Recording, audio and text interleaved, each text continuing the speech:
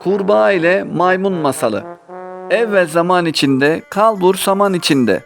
Develer tellal iken, pireler berber iken. Ben bağda üzüm bekler, derelerde eşeğime odun yüklerken. Çok eski zamanlarda yeşil bir adada maymunlar yaşarmış. Bu maymunların da Kerdan isimli bir padişahları varmış.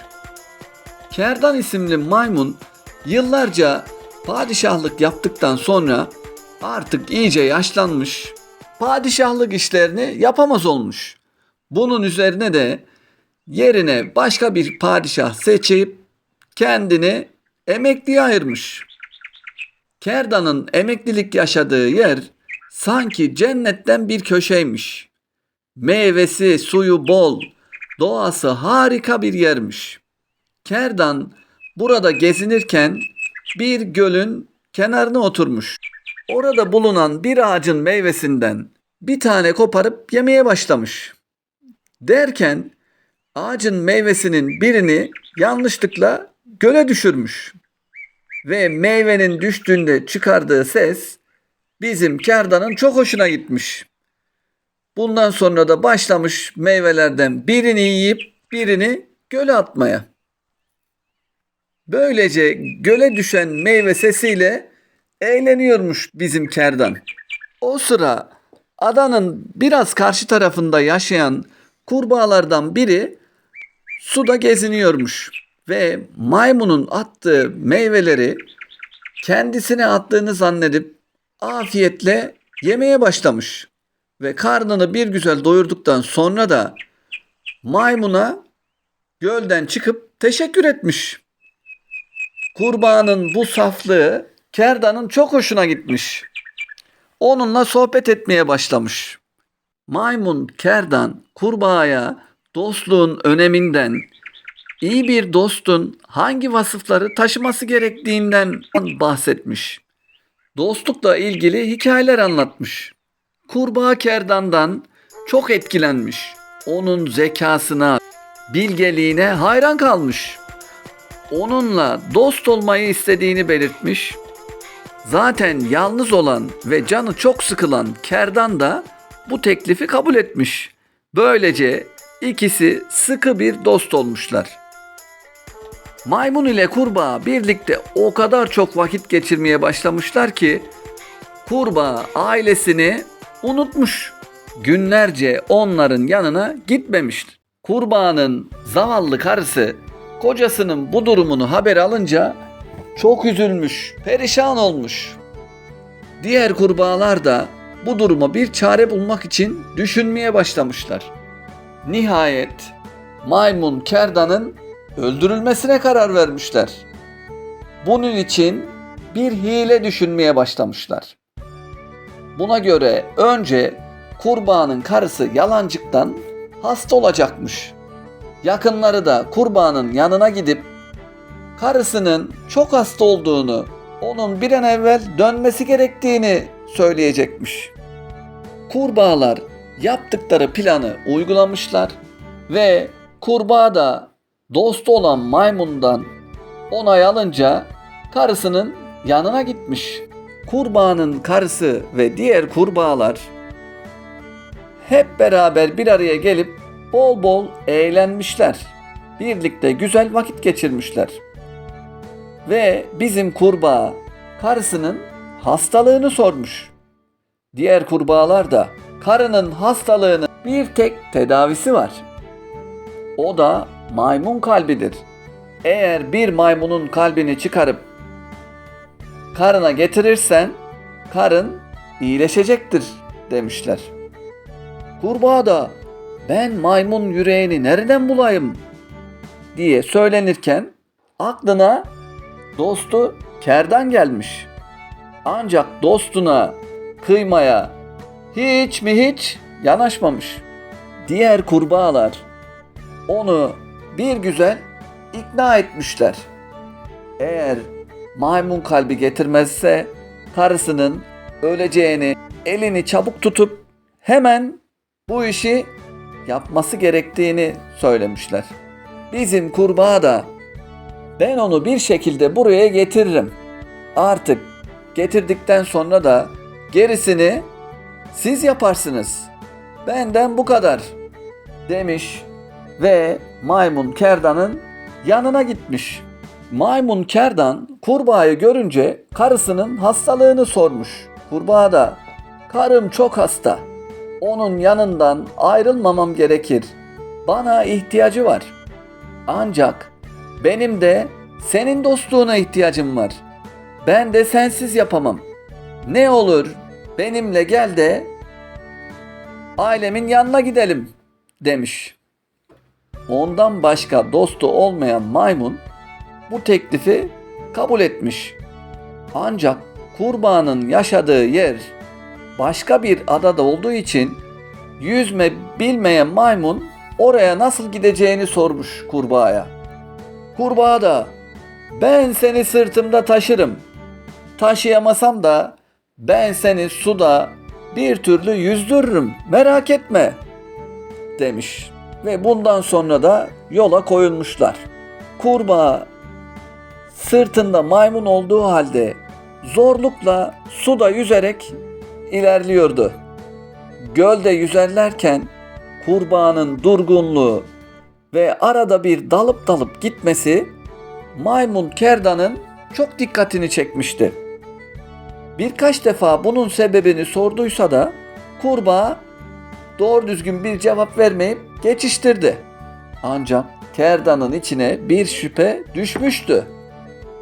Bu sefer dostu kurbağaya ne olup bittiğini sordu ve cevabını kesinlikle öğrenmek istediğini belirtti. Kurbağa olup biteni maymuna anlattı ama ardından da merak etme, ben diğer kurbağaların sana zarar vermesini engellerim dedi. Böyle söyledi söylemesine ama akıllı maymun kurbağanın bu sözlerine inanmadı. Sadece inanmış gibi göründü.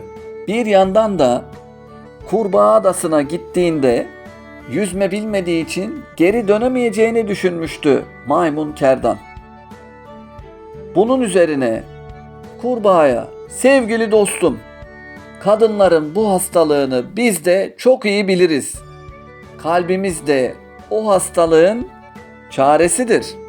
Yalnız sizin düşündüğünüzün aksine kalbimiz yerinden çıkarılırsa biz ölmeyiz. Kendi elimizle çıkarıp hastaya veririz. Bizim için kalbin olup olmaması fark etmez. Ancak yola çıkmadan önce ağırlık olmasın diye kalbimi gölün kenarında bırakmıştım. Önce geri dönüp onu alalım, sonra da sizin yaşadığınız adaya gidelim dedi. Kurbağa maymunun bu söylediğine çok sevinmişti. Hem karısı kurtulacak hem de en sevdiği dostu ölmeyecekti. Tekrar maymunların yaşadığı adaya döndüklerinde kerdan sudan çıkıp toprağa basar basmaz hemen bir ağacın dallarına zıplayıverdi. Kurbağa haydi kalbini al da gidelim deyince maymun kerdan kurbağaya şöyle cevap verdi. Benim kalbim bir makine midir ki istediğim zaman takıp çıkarayım? Ben o sözleri kendimi kurtarmak için söyledim. Haydi sen işine git. Bana senin gibi bir dost lazım değil. Bu sözler üzerine kurbağa maymun kerdana yalvardı yakardı. Artık karısının hastalığını bile düşünmediğini, sadece onun dostluğunu istediğini söyledi. Ama maymun kerdan bir tuzağa 2 defa düşmenin eşeklerin işi olduğunu söyleyerek kurbağanın yalvarıp yakarmalarına aldırmadı. Ve kurbağa dostunu kaybetmesinin üzüntüsüyle diğer kurbağaların yaşadığı adaya döndü. Akılsızdan dost olmaz. Bunu unutmayın. Bu masalımız da burada bitti. Tilki kral olursa, evvel zaman içinde, kalbur saman içinde. Develer tellal iken, pireler berber iken. Ben bağlarda üzüm bekler, derelerde eşeğime odun yüklerken. Kendine yakışanı yapmalı her insan. Küçüklüğe tenezzül etmemeli. Masal bu ya. Bir zamanlar ormandaki hayvanlara kral seçilmişti bir tilki. Tilki akıllı mı akıllı, kurnaz mı kurnaz, aynı zamanda da çok açık gözlüydü. Ormandaki hayvanlara kral olması da bu yüzdendi. Öyle çalımlı yürür, diğer hayvanlara yüksekten bakar ve soyluluk taslardı bu tilki. Tilkiyi iyi tanımayanlar onun soylu bir aileden geldiğini sanırdı. Tilki kral olduktan sonra diğer hayvanlar onun alımlı çalımlı yürümesine bayılırdı. Ne de soylu bir kralımız var derlerdi tilkiyi her gördüklerinde. Yalnız içlerinde bir geyik vardı. Hayvanların böyle söylemesine güler geçerdi. Geyiğin ömrü ormanı gezmekle geçmişti. Ormandaki hayvanları bir bir tanırdı neredeyse. Bir gün diğer hayvanlara şöyle demişti. Pek yüce görünüyor majeste kralımız. Ama sadece görünüyor. Geyik bu lafının üstüne de başka bir şey söylememişti. Onun bu kısa fakat anlamı derin sözünden diğer hayvanlar hiçbir şey anlamamıştı. Geyik böyle söyleye dursun, tilki de yanındaki iki sırtlanla ormanda böbürlene böbürlene geziyormuş. Tilki biraz da yanındaki sırtlanlardan aldığı cesaretle heybetli heybetli yürür, diğer hayvanlara yüksekten bakardı. Bir gün tilki kral yine yanında sırtlanlarla ormanda geziyordu. Büyük bir gurur ve ciddiyet içindeydi bizim kral tilki. Biraz uzağında da bir çekirge vardı. Kendi halinde otların arasında geziyordu. Derken tilki kral çekirgeyi gördü. Birden iştahı kabardı, ağzı sulandı. Bir yutkundu, iki yutkundu ama dayanamadı. Sonunda zıplayıp yakalayıverdi çekirgeyi. Çekirgeyi yakaladıktan sonra da afiyetle yedi. Tilki kralın yanından hiç ayrılmayan iki sırtlan bu duruma çok şaşırmışlardı. Bu olay kısa sürede ormandaki bütün hayvanlara yayılmıştı.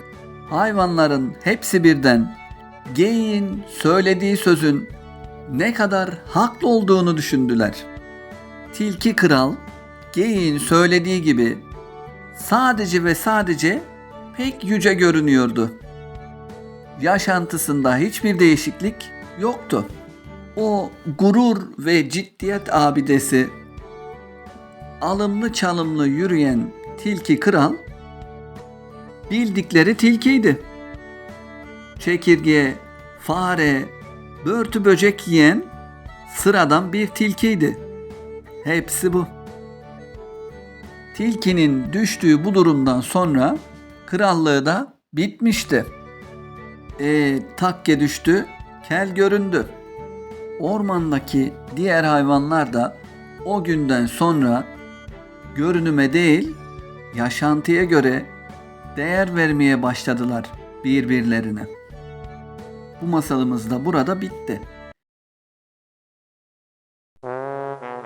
Kirpi ile Vaşak masalı. Çok eski zamanlarda güzel bir ormanda bir vaşak karnını doyurmuş, ormanda gezintiye çıkmış. Ormanda mutlu bir şekilde gezen vaşak yolda bir kirpiye rastlamış. Daha önce hiç kirpi görmeyen bu vaşak Kirpi'ye merak edip sormuş. Sen de kimsin? Bu dikenleri niye taşıyorsun sırtında demiş. Kirpi de ben kirpiyim. Peki sen kimsin? Demiş. Bunun üzerine Vaşak da kendisinin Vaşak olduğunu, ormanda diğer hayvanları avlayarak hayatını devam ettirdiğini söylemiş. Bunun üzerine Kirpi, karnım çok aç. Yiyecek bir şey arıyorum ama henüz bulamadım demiş. Vaşak da benim karnım tok, sırtımda pek ama yalnızlıktan sıkıldığım için ormanda geziyorum. Gel istersen seninle arkadaş olalım. Beraber avlanırız, hep beraber gezer, eğleniriz demiş. Bunun üzerine Kirpi de Vaşak'ın arkadaşlık teklifini kabul etmiş. Vaşak Kirpi'ye dönüp ormanda benim birçok düşmanım var. Fakat ben onları bir türlü alt edebiliyorum demiş. Kirpi de inanır mısın? Benim bildiğim tek şey tehlikelerden korunmak için kendimi savunmak. Seninle arkadaş olmamız çok zor. Senin çok düşmanın varmış demiş. Vaşak da haklısın. Senin bir tek bilgin var. Bense bilge biriyim. Senin şu bilgini öğrenelim bakalım. Bir tek bilgiyle bu dünyada nasıl yaşayabiliyorsun demiş. Vaşak'ın bu sözünün üzerine Kirpi, Vaşak'a uzat da şu ayağını bir öpeyim demiş. Vaşak ayağını uzatır uzatmaz Kirpi hemen onun ayağını ısırıverip tor top oluvermiş. Vaşak Kirpi'den kurtulmaya çalışsa da bir türlü başaramamış. Kirpi'yi ısırmaya çalışmış ama dikenlerinden dolayı ısıramamış. En son pes edip senin bir tane bilgin benim bütün bilgilerimden daha etkiliymiş. Tamam sen kazandın demiş. Böylece Kirpi ve Vaşak çok iyi arkadaş olmuşlar. Ormanda hep beraber gezip beraber avlanmışlar. Çok eğlenmişler. Günlerden bir gün karınları acıkan Vaşak ve Kirpi bir çiftçinin kümesine girmişler. Tavuk ve horoz dolu olan bu kümeste küçük bir de kapan varmış. Bu kapanı fark etmeyen Kirpi kapana ayağını kaptırmış. Ne yapmış etmiş ama kapandan bir türlü kurtulamamış. Kirpi kapanda kendi başına kurtulmaya çalışırken Vaşak da kümesteki tavuklardan birer ikişer yiyormuş. Kirpi onun bu halini görünce umutsuz bir şekilde ona seslenmiş. Vaşak kardeş, ayağım kapana kapıldı. Gel de beni kurtar demiş ama Vaşak hiç oralı olmamış. Tavukları yemeye devam etmiş. Vaşak'a çok gücenen Kirpi ondan intikam almak için şöyle seslenmiş. Vaşak kardeş, seninle o kadar arkadaşlık, dostluk yaptık. Beraber avlar avladık, çok da eğlendik. İstersen böyle ayrılmayalım. Birazdan çiftçi gelip beni yakalar. Anladığım kadarıyla ben bu kapandan kurtulamayacağım. İstersen gel öpüşelim de dost olarak ayrılalım demiş. Kirpi'nin sözlerini duyan Vaşak böbürlene böbürlene Kirpi'nin yanına gidip ayağını öpmesi için uzatmış. Kirpi hemen Vaşak'ın ayağını ısırmış ve bir daha da Vaşak'ın ayağını bırakmamış. Sabaha kadar iki hayvan kümeste oracıkta öyle kala kalmışlar. Sabah olduğunda çiftçi uyanıp tavuklarını dışarı çıkarmak için kümese geldiğinde iki hayvanı bir arada görünce çok şaşırmış. hemen evden gidip tüfeğini alıp gelmiş. Tüfeğini alıp geldiğinde ise kirpinin vaşağın ayağını ısırdığını görünce kirpiye şöyle demiş: "Anlaşılan sen iyi bir hayvansın.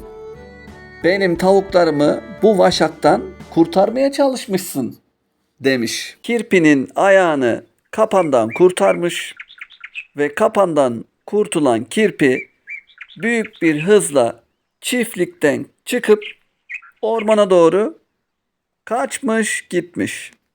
Sonra da kümesteki ayağı yaralı vaşağa dönen çiftçi elindeki tüfekle ateş etmiş ama vaşağı bir türlü vuramamış. Vaşak da kirpi gibi ormana kaçmış gitmiş.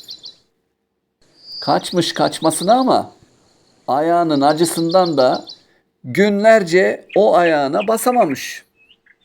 O günden sonra kirpiyle bir daha da görüşmemiş. Vaşak kirpiye yaptığı haksızlığın cezasını bir ömür boyu topallayarak çekmiş. Kirpi de tek başına ormanda mutlu mesut yaşamış. Bir daha da Vaşak'la hiç görüşmeyi istememiş. Bu masalımız da burada bitmiş. Gökten 3 elma düşmüş. Biri masalı dinleyenlere, biri kirpiye, biri de masalı anlatana. Kanalıma abone olmak bedava. Lütfen kanalıma abone ol ve videoyu beğen.